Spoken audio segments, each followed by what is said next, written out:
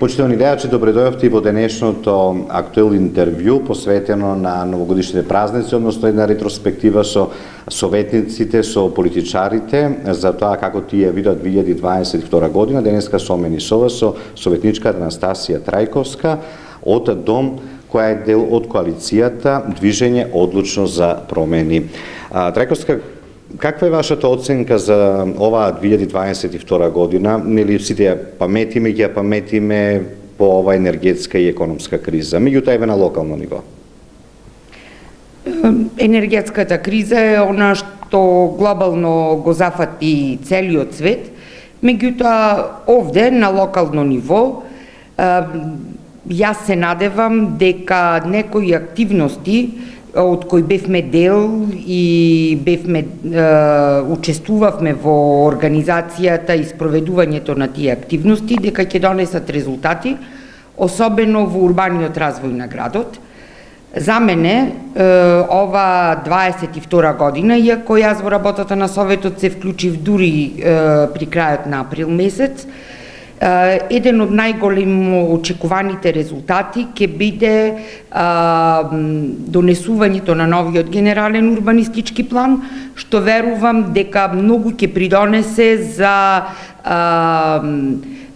континуиран развој на градот и ќе ги спречи носењата на адхок решенија кои се носат од денес за утре, туку тоа ќе биде еден процес и еден систем поставен на кој што успешно ќе го развиваме нашиот град.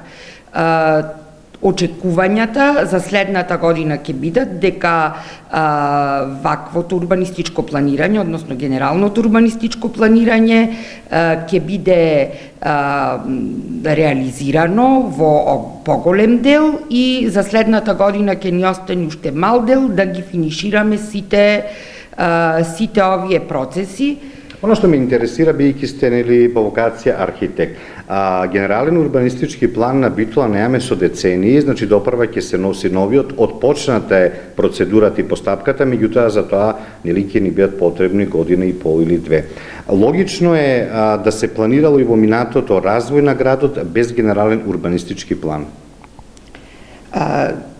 Видите, генералниот урбанистички план е една голема активност која ретко кога еден политичар, еден градоначалник може да ја истера во својот мандат и затоа според мене тоа не е некоја популистичка мерка и затоа баш сакам да поздравам за ова активност која ја отпочнавме сега и се надевам дека сите ќе имаме удел, учество и ќе го донесиме. Затоа што Битола 10 години нема проекција врз кои параметри треба да го развива својот град.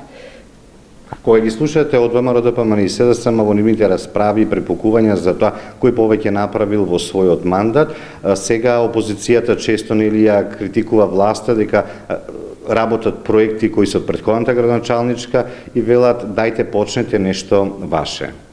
Како гледате на тоа?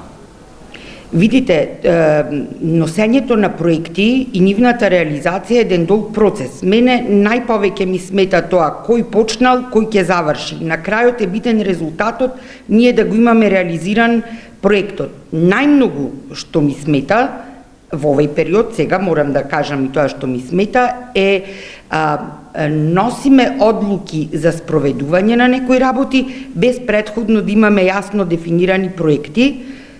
Тоа е особено во полето на отстранување на временните објекти, нелегално поставените објекти кои не можат да се легализираат.